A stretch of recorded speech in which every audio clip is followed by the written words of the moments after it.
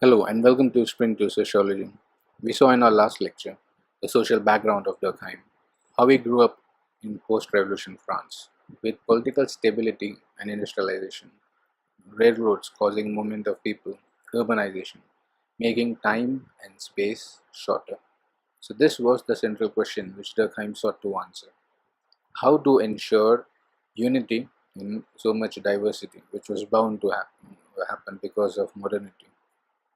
We also saw the people who influenced Durkheim during his time, like how he borrowed the four necessities for anything to be called as a social science from Montesquieu, which led him to the central concept of the social fact, that is, ways of acting, feeling, and thinking, which are external to and coercive of the actor.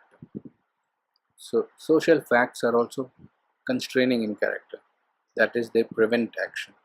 So maybe the values you have to prevent you from stealing or living a life of crime, those are social facts. We also saw in the definition that they are external to, that is, they are emergent in nature. They were present before you and me and will exist after you and me. Things like norms, values you have, like respect to elders, humility, or even culture. They emerge from other social facts. They're also sui generis, that is, they are things in themselves. Durkheim is again taking pains to tell that never reduce social facts to the individual level. They are things in themselves.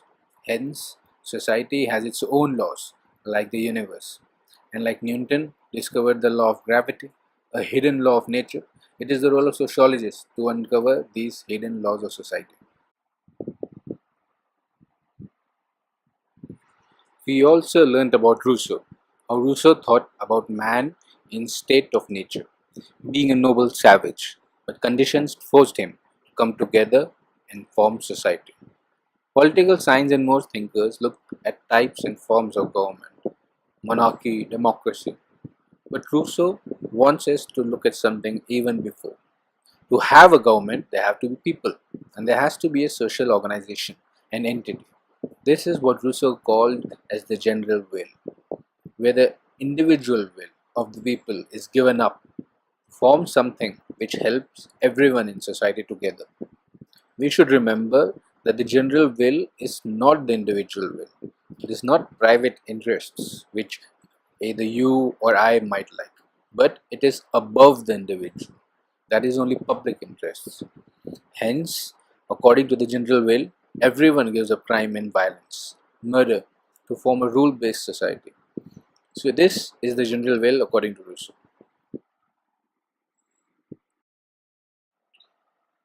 So, Durkheim took this idea of Rousseau and termed it as the collective consciousness of society. Collective consciousness refers to the ideas, beliefs, and values elaborated by a collective, which are not reducible to individual constituents.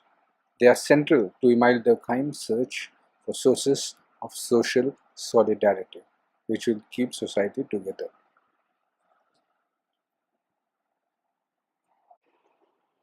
Hence, for Durkheim, the most fundamental social need was collective consciousness. The increasing structural differentiation and specialization, that we talked about, as society became bigger, people's jobs got more specialized, right? The economy got more specialized. Number of people and interactions among people increased. So this impacts collective consciousness. This is what Durkheim wants us to think about. How does this differentiation and specialization impact the moral core of society? And further, how can we study this impact? How can we find this moral core? Before we go any further, I want to come back to sociological perspectives. We saw in our previous lectures how Auguste Comte's perspective was called as positivism. Durkheim's sociology is built upon positivism. Positivism, which is a belief that sociology is a science and can be studied in the same way as natural sciences such as physics or chemistry. But Durkheim's perspective has a few more ingredients. We will talk about his perspective, functionalism, in more detail at the end of the lesson. But I want you to introduce certain concepts regarding functionalism. So, functionalism is based on a few assumptions regarding sociology. It believes that society is a system. Think in terms of a biological organism, like the human body. The human body is made up of different parts, like the heart, the brain, the lungs, etc. Each of them work differently, and each of them has a definite function. But the human body is not possible without any one of them, right? And when they come together, they form a totally new thing. That is the body, the human being, which has a completely new function. Functionalism, the sociological perspective, is based on this assumption.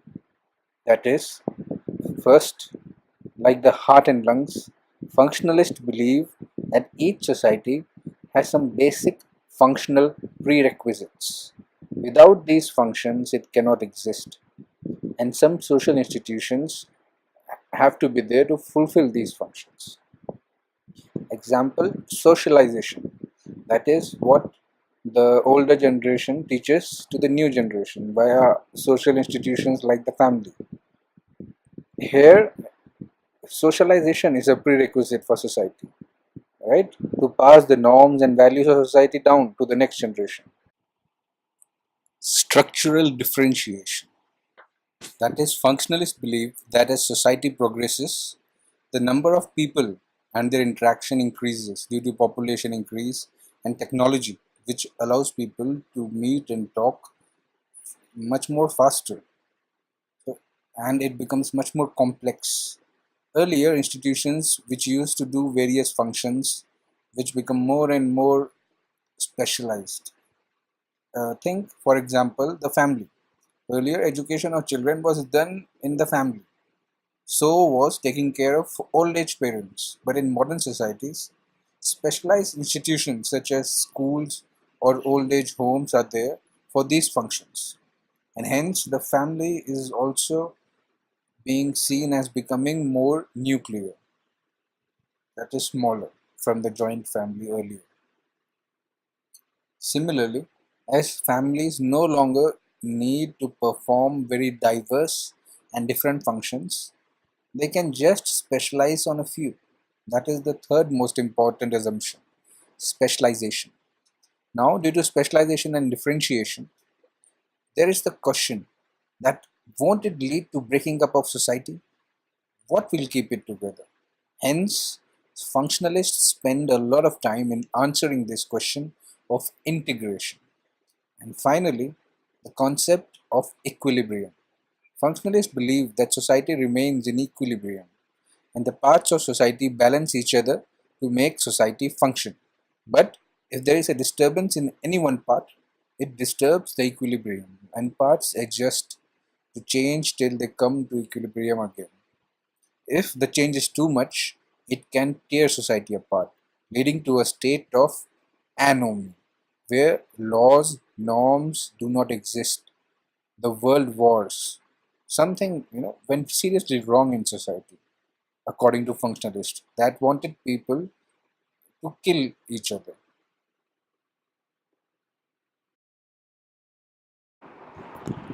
Before studying Durkheim's theory of religion, let's see why he wanted to study religion in the first place. Durkheim isn't thinking about religion as in culture, the different beliefs, etc., but the essence. Why did it come about in the first place? Hence, Durkheim wants us to study the empirical elements present in all religions. Second, for Durkheim, religion is the most important social institution. It is what creates social bonds in the first place. And we will see clans had the symbols based on tribal gods. Further, Durkheim argues that our basic categories of understanding in the world are religious. As we saw in our previous lecture, categories and typologies is how we understand the world. For Durkheim, these categories first originated via religion. Hence, our whole understanding of the world is religious. To make you understand this point better, first let's talk about a key term of Durkheim: social morphology. The dictionary meaning of morphology is a branch of biology that deals with the form and structure of animals and plants. So, by social morphology, Durkheim is using the organismic analogy to refer to the form and structure of society. That is, the way in which population is distributed in time and space, that is, all around you. Further, let's talk about how humans perceive time. Time is like a stream of water which flows in one direction, right? However, the divisions of time, that is date, hours, minutes, etc., are not natural but are created by humans, usually based on the recurrence of festivals, rituals, public ceremonies at regular intervals.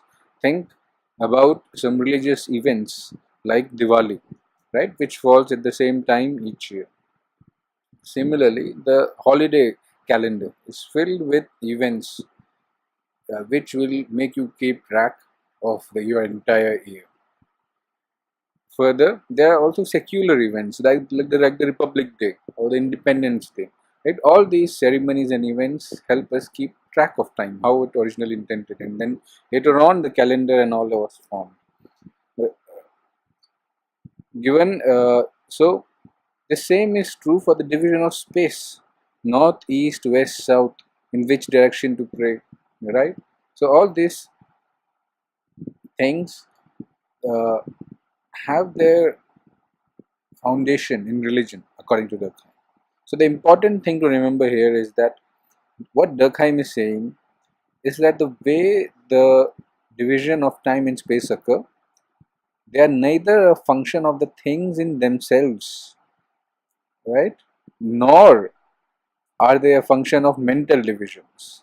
That is, they did not occur arbitrarily just because a person thought of so. In fact, these categories are a function of the objective form of society. That is, the way in which we distribute and organize population and social structures. Remember that Durkheim always says that social phenomena happens above the individual, right? It has happened, and there is a reason. We just have to find out what. And we will also see that Durkheim makes the claim that even the way we divide time and space and distribute ourselves is reflected in our gatherings and rituals. Thus, all of our thinking is founded on social facts, and these social facts, according to Durkheim, originated in religion. So, what Durkheim is trying to say is that our basic categories of understanding are itself based on religion. Then, all systems of thought, like science and philosophy, have their roots in religion. Durkheim says that there is no religion that is both a cosmology and a speculation about the divine. In this quote, Durkheim says the two functions of religion: one regarding speculation about the divine, that is, faith and ideas about God. Second is to provide a cosmology, that is, a systematic understanding of the origin, structure, and space time relationship, right? The universe. And Durkheim is right that every religion tells what the universe is about, how it was created, and how it works. But so does science. And this is Durkheim's point. The speculations about the universe began in religion, and therefore the social world was set in motion by religion. Religion gives birth to all that is essential in sociology. What Durkheim is saying is that society is not constituted simply by the collections of individuals, the land they occupy, the things they use, but above all, it is the idea that society has of itself. The idea is born out of religion. Religion gives us our strongest sense of collective consciousness. It gives us a strong sense of identity, values, norms, symbols, solidarity, etc. But even without religion, like in a modern society, interactions are necessary to produce and preserve the collective consciousness. These interactions are religious in nature.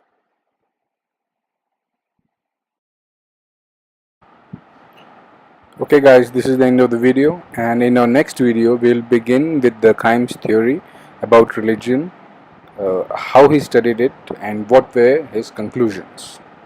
Right? Please like us and subscribe to keep us going, and join the Telegram group for more discussion about Spring to Sociology.